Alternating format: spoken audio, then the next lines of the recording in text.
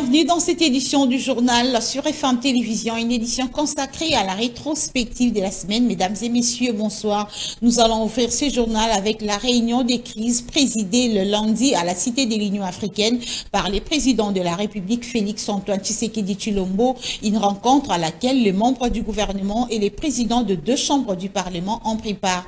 Au menu, les incidents survenus à Kassindi. Les comptes rendus de cette réunion avec le porte-parole du gouvernement. Un seul point était inscrit à l'ordre du jour, à savoir l'audition du rapport de la commission spéciale du gouvernement sur la situation qui a prévalu au Nord Kivu et au Sud Kivu, consécutive aux manifestations contre la MONUSCO.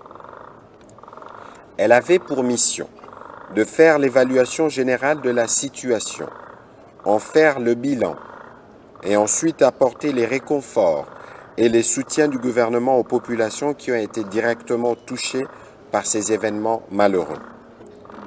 Elle a aussi fait le point de la situation consécutive aux incidents graves et outrageants qui ont porté atteinte à la souveraineté de la RDC, au poste frontière de Kassindi survenu pendant qu'elle séjournait dans la région. Il ressort de ce rapport un bilan lourd de 36 morts, répartis comme suit: 13 morts à Goma, 13 morts à Butembo, dont 4 casques bleus, 4 morts à Uvira, 3 à Kanyabayonga et 3 à Kassindi.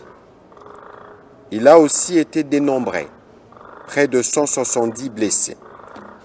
La commission gouvernementale a aussi eu des entretiens avec plusieurs acteurs de la société civile à Goma et à Butembo. Au cours de ces entretiens, les populations ont formulé une demande claire, celle de voir partir de la République démocratique du Congo la mission des Nations Unies en République démocratique du Congo, MONUSCO. Et le chef de l'État a par ailleurs fait la restitution de l'entretien qu'il a eu avec le secrétaire général de l'ONU, au cours duquel il a condamné avec la dernière énergie les actes de violence perpétrés par les casques bleus de la MONUSCO. Suivez encore une fois les porte-parole du gouvernement à ces sujets. Pendant la réunion, le président de la République a aussi fait part de son entretien ce jour avec le secrétaire général des Nations Unies qui lui a exprimé ses vives condoléances après les incidents graves survenus à la frontière entre la République démocratique du Congo et l'Ouganda. Le président de la République lui a aussi fait part de sa totale désapprobation du comportement des casques bleus à la base de ces incidents et de la nécessité de s'assurer que le coupable soit sévèrement sanctionné. Il a par ailleurs rappelé au secrétaire général des Nations Unies que le retrait du M23 de toutes les localités occupées, conformément au communiqué de Nairobi, à la feuille de route de Luanda et à la déclaration du Conseil de sécurité des Nations Unies du 1er juin 2022, est une condition nécessaire à la baisse de la tension. Enfin, le président de la République a réitéré son appel au calme. Les relations ne sont plus au beau fixe entre le gouvernement congolais et la MONUSCO, dont le départ initialement prévu en 2024 doit être raccourci. Selon Julien Paluku, ministre de l'Intérieur, qui intervenait dans un briefing de presse mardi aux côtés de ses collègues de la communication et médias, ainsi que celui des affaires sociales, le gouvernement congolais examine déjà les dispositifs y afférents. On l'écoute dans cet élément sélectionné pour vous par Esther Siamouini. Il a été constaté que la RDC a signé un accord avec la MONUSCO qui a déjà été évalué. Parce que dans la résolution 2556, il est clairement indiqué que le Conseil de sécurité a accepté la mise en place d'un cadre de travail entre la MONUSCO et le gouvernement congolais, élargi même à la société civile, pour qu'on examine la stratégie de retrait de la MONUSCO de la RDC. Et donc cette réunion a résolu de convoquer très rapidement ce cadre pour réévaluer effectivement ce plan de retrait de manière, cette fois-ci, et là je donne les détails, à raccourcir les délais qui avait été initialement convenu. Parce que si les délais étaient de X temps, eh bien, le délai qui va être rediscuté va être de X-1 ou -2 ou -3. C'est selon qu'on va se convenir sur la manière dont le délai sera fixé pour répondre aux attentes de la population, mais également pour rencontrer la déclaration du porte-parole de la MONUSCO qui lui-même a indiqué qu'on était en difficulté de devoir affronter les questions de sécurité. Autre chose à présent, les professeurs émérites ont bénéficié de leur véhicule comme leur avaient promis les chefs de l'État dans le cadre de l'amélioration de leurs conditions sociales. La cérémonie de remise de ces dons s'est déroulée au Palais du Peuple sous la présidence de Félix Tshisekedi en présence de plusieurs hauts cadres du pays. Commentaire Patrengo. Le nombre exact de ces Jeeps Toyota Hilux double cabine 4x4 reste encore à confirmer. Si la présidence de la République parle de 80, d'autres sources évoquent une centaine. Un membre du syndicat des enseignants nous explique qu'il s'agit d'une compensation de manque à gagner salarial de 6 dernières années. Si cet acte a rejoui à son juste titre les bénéficiaires, c'était aussi le cas pour le ministre de tutelle Moïse Nzangi, qui affirme que toutes les promesses faites par le chef de l'État dans le secteur de l'ESU seront réalisées coûte que coûte. Le chef de l'État, lorsqu'il a donné ses promesses, notamment la promesse de la mobilité des étudiants, la promesse de la mobilité des professeurs, les gens ont crié partout que ce n'était que des promesses. Aujourd'hui, avant la fin de cette année, je voudrais vous rassurer que toutes les promesses qui ont été faites dans le cadre de l'enseignement supérieur et universitaire vont être réalisées. Aujourd'hui, la promesse liée au véhicule est en train d'être matérialisée. Après les professeurs émérites, ce sera le tour des professeurs ordinaires, les professeurs ainsi que les professeurs associés dans les tout prochains jours.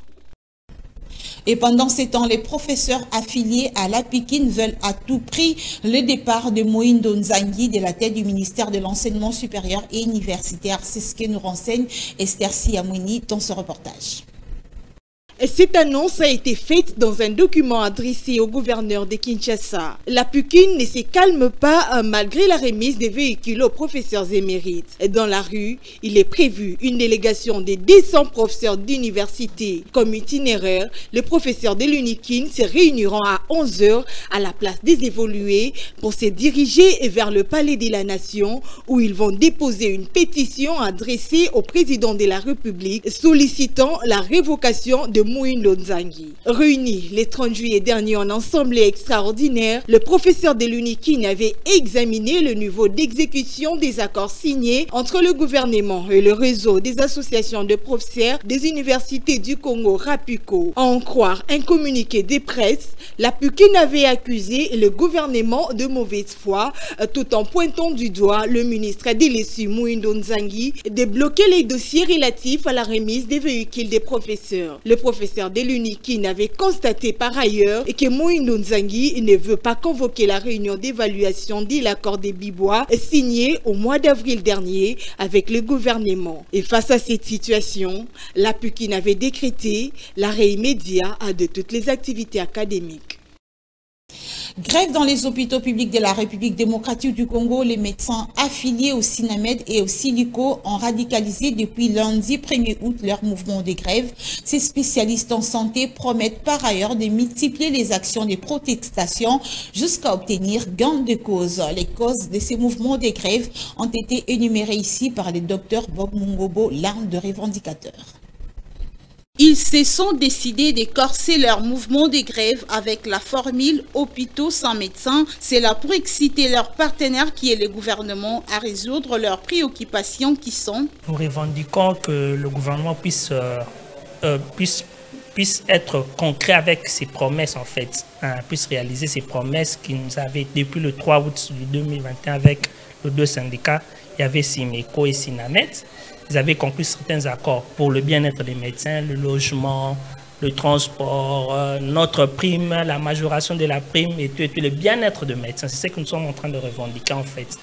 Plus le gouvernement ne dit mot, plus les professionnels de la santé pensent à passer à la vitesse supérieure pour faire entendre leur voix.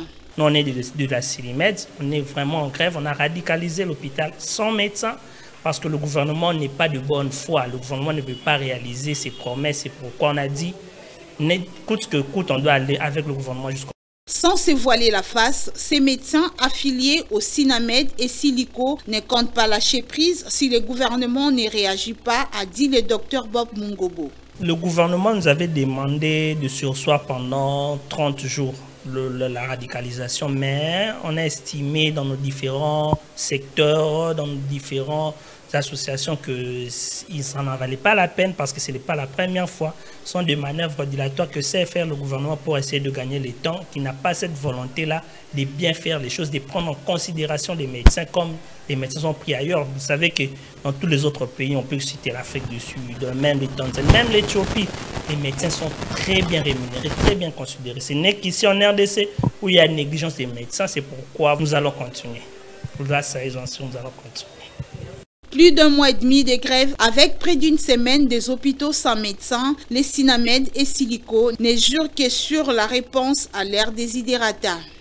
Jean-Marc Kabound n'a pas été auditionné le mardi comme initialement prévu, mais il s'est présenté quand même au parquet près la Cour de cassation. Il doit encore attendre jusqu'au mardi prochain pour la poursuite de son audition. Patrick Ngouo pour les détails. Le parquet près la Cour de cassation évoque comme raison de récentes nominations qui venaient d'être opérées tout récemment par le chef de l'État au sein de l'appareil judiciaire. Malgré ce mobile, les militants de l'Alliance pour le changement de Jean-Marc Kabound ont toujours trouvé une raison pour chanter à sa gloire, prenant son retour à la maison comme une victoire. Visage sans expression, le président de l'AC se dirige vers son véhicule sous escorte des membres de son parti qui disent dans leur chant «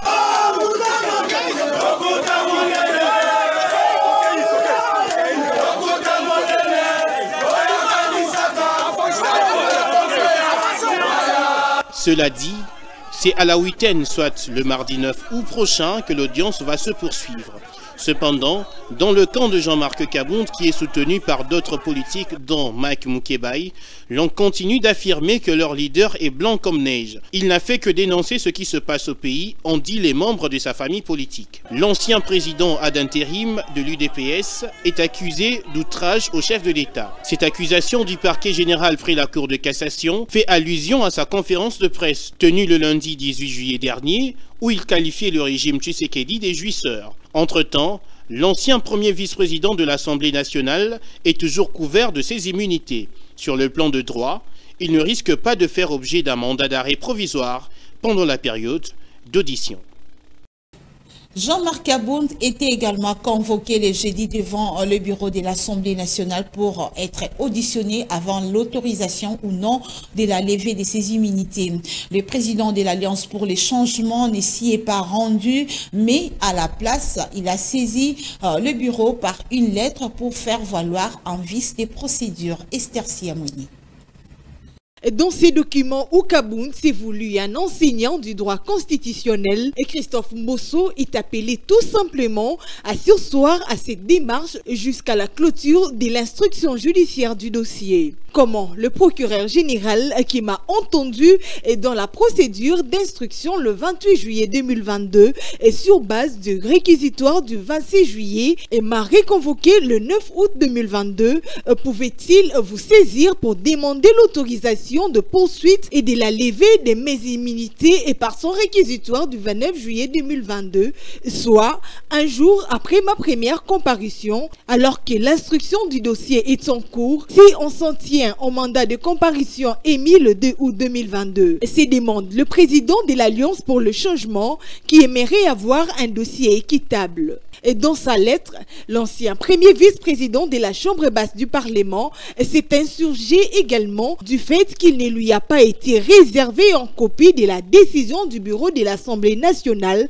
communiquée au PG sur l'autorisation de ces poursuites. Cela a été fait sans considération de l'article 107 alinéa 1 de la Constitution, souligne l'ancien président ad interim de l'UDPS Tshisekedi. D'autre part, Jean-Marc Kabound pense que l'Assemblée nationale aurait dû me communiquer les réquisitoires du parquet général qui contiendraient des infractions à ma charge pour me permettre de préparer ma défense, et c'est en vertu de l'article 19 alinéa 3 de la Constitution. Et les parents sont célébrés sur le plan mondial le 1er août de chaque année pour leur rendre hommage par rapport au sacrifice consenti. Mais plusieurs parents ont du mal à pouvoir assurer une bonne éducation à leurs enfants en raison de l'influence contenue dans les réseaux sociaux à la portée de ces derniers. On en parle avec Richard Kabeya et Plamidi Tondo dans ces dossiers. Ces difficultés reposent essentiellement sur l'avènement de l'Internet complètement à la portée des enfants qui sont victimes d'une éducation confuse, regrette le pasteur Léon Majunda. Oui, la plus grande difficulté au jour d'aujourd'hui, vous savez que nous sommes butés à un problème de la technologie qui a tellement avancé. Nos enfants sont exposés à l'éducation, comme on le dit en pédagogie, l'éducation diffuse. L'Internet n'est pas la seule difficulté à laquelle fait face les parents pour l'éducation des enfants. Le représentant légal des églises pentecôtistes Me Voici évoque aussi l'aspect environnemental.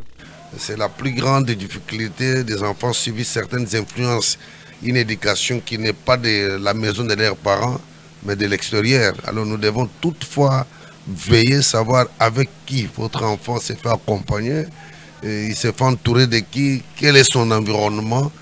La plus grande difficulté, c'est parce que nous laissons les enfants à la merci de n'importe qui. Au-delà de tout, certains parents font preuve de non-respect des droits des enfants. Mais en tant que parent, j'exhorte à tous les parents de pouvoir s'assumer et chercher qu'il y ait une approche avec les enfants, quelle que soit leur faiblesse, quelles que soient certaines voies qu'ils ont empruntées. À en croire la culture africaine, parmi les moments de la vie d'un parent qui peuvent être considérés comme réussite, c'est notamment assurer une bonne éducation à sa progéniture. Et le 1er août ne signifie pas que la fête des parents en République démocratique du Congo, c'est également une occasion de se recueillir devant les tombes des êtres chers ayant quitté la terre des hommes. Au cimetière de la Gombe où se sont rendus nos reporters, il y avait du monde, mais dans un environnement totalement délabré. Richard Kabeya, Monica Makaba et Absalom Koubelana. Ces images ne sont pas réjouissantes du tout. Le cimetière de la Gombe est de plus en plus méconnaissable en raison d'un manque criant d'entretien. Cela s'explique par de l'herbe qui pousse ça et là au même moment que des fleuves de manioc. Pire encore, des tombes sont fissurées ou encore cassées. L'État doit en tout cas prendre les choses à main pour essayer de mettre un peu de l'ordre. Il doit y avoir des gens qui veillent comme on voit ailleurs, dans d'autres pays au monde. Hein? Lorsque nous payons des taxes, donc il doit y avoir quand même des gens qui doivent être là pour entretenir le cimetière. C'est vraiment très important. Parce que comme ça, là, on ne se retrouve plus, on commence à enterrer d'autres gens au-dessus d'autres cimetières, donc ça devient compliqué. Trouver également ce cimetière, Julie Akon ne partage pas leur avis. Je suis très contente parce que l'année dernière, c'était pire. Cette fois, bravo au gouvernement, l'entretien est assuré. Quand les familles viendront, elles vont facilement se retrouver au lieu de chercher entre de l'herbe, c'était compliqué.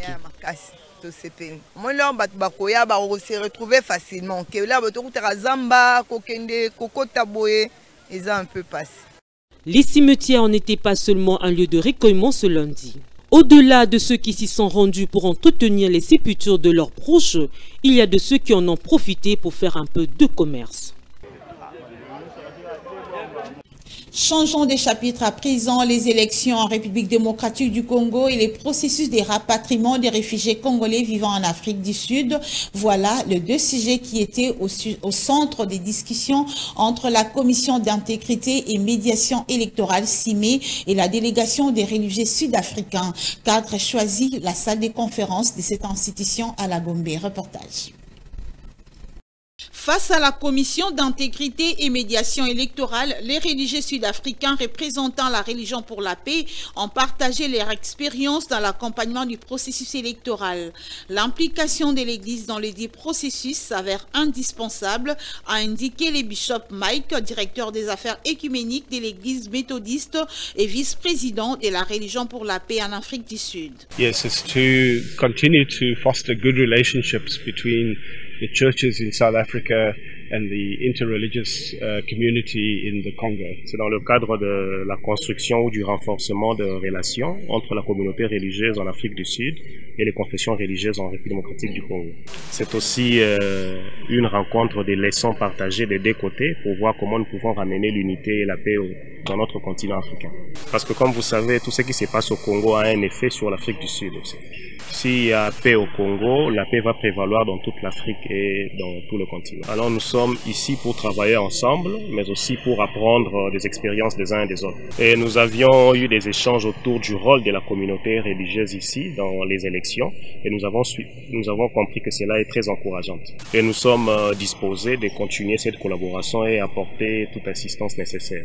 Alors nous adressons nos remerciements à la communauté interreligieuse du Congo pour avoir rendu possible cette rencontre. Et nous pensons que cette rencontre est le point de départ d'une forte relation entre nous. Satisfait de cette collaboration qui existe maintenant entre les religieux méthodistes sud-africains et la CIME, en dépit des actes de xénophobie enregistrés en Afrique du Sud en 2015 où les Congolais étaient également parmi les victimes, le président intérimaire de la CIME, Imam Moussa Rachid, a par ailleurs souligné que les confessions religieuses de la République démocratique du Congo s'impliquent également dans les processus électoraux en vue d'obtenir des élections apaisées. Aujourd'hui, nous avons reçu la plateforme de l'Afrique du Sud des évêques méthodistes qui viennent dans une mission humanitaire. Vous savez très bien qu'il y avait les événements malheureux passés en Afrique du Sud sur la xénophobie. Nos compatriotes congolais sont là, dans le camp de réfugiés, et on pensait déjà le rapatriement de nos confrères ici en RDC. Voilà, cette mission est venue trouver les autorités de la République démocratique du Congo pour arriver à une faisabilité rapide de rapatriement. Quand nous parlons des élections, l'expérience de l'Afrique du Sud peut être aussi utile dans notre pays par cette institution qui s'appelle CIME.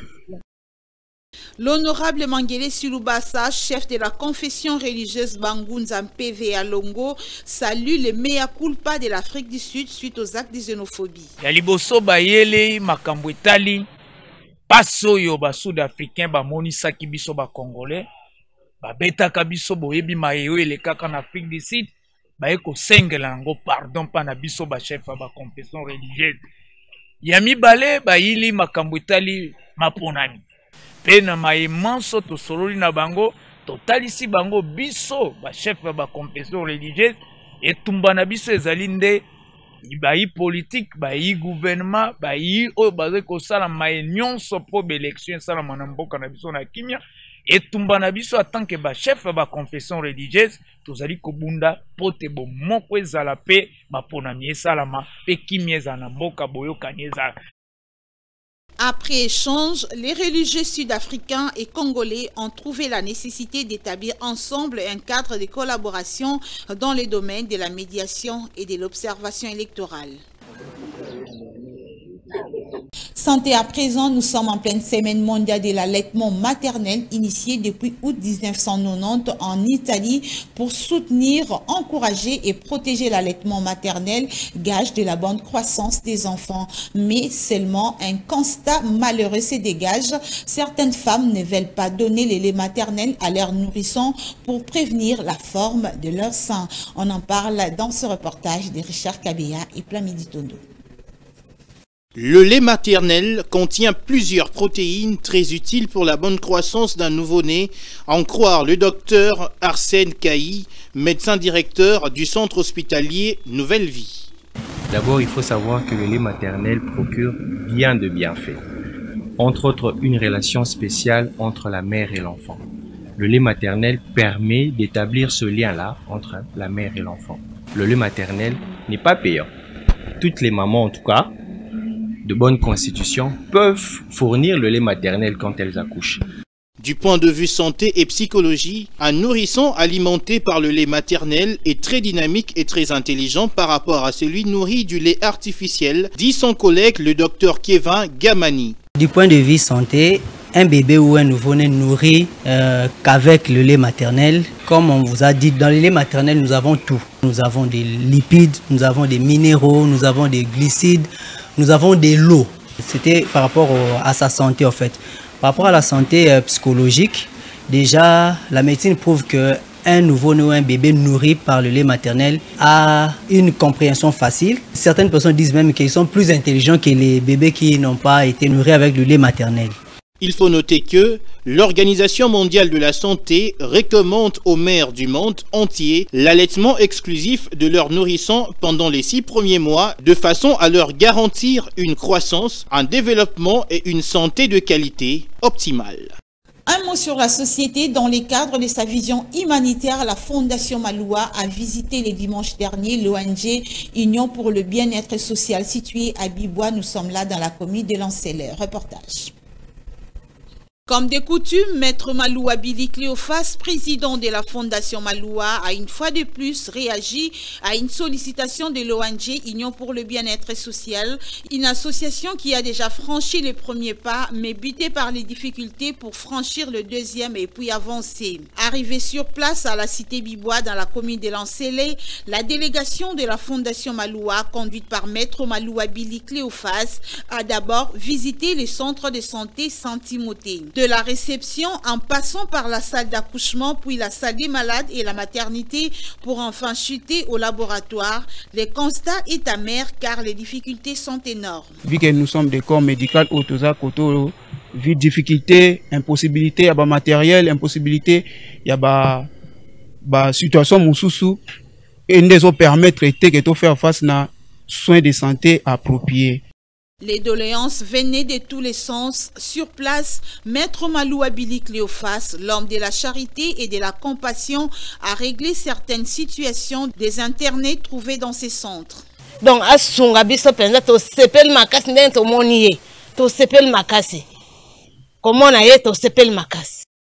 quittant les centres de santé Saint-Timothée, l'une des actions de l'ONG Union pour le bien-être social, Maître Maloua Billy Cléophas et sa suite ont pris la direction du site où cette ONG exploite des activités agricoles.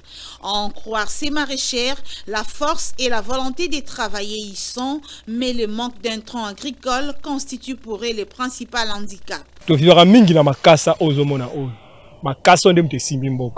Alors, comme cannabis ya makasa, maintenant to ko forcer na ndenge na biso to sala elo Congo, mais est-ce que elo Congo to sala ndenge na biso ezo senga matériel, matériel ko ba pau, ba Congo, ba nini ba rosoir. Donc tant biloko na ezali vraiment produire aux ala vraiment stable. Au centre de santé comme au jardin de l'ONG Union pour le bien-être social, Maître Maloua Billy Cléophas a, au-delà de l'enveloppe remise pour l'achat de divers articles de première nécessité, promis un accompagnement personnel afin de résoudre tant soit peu les différents problèmes trouvés sur place.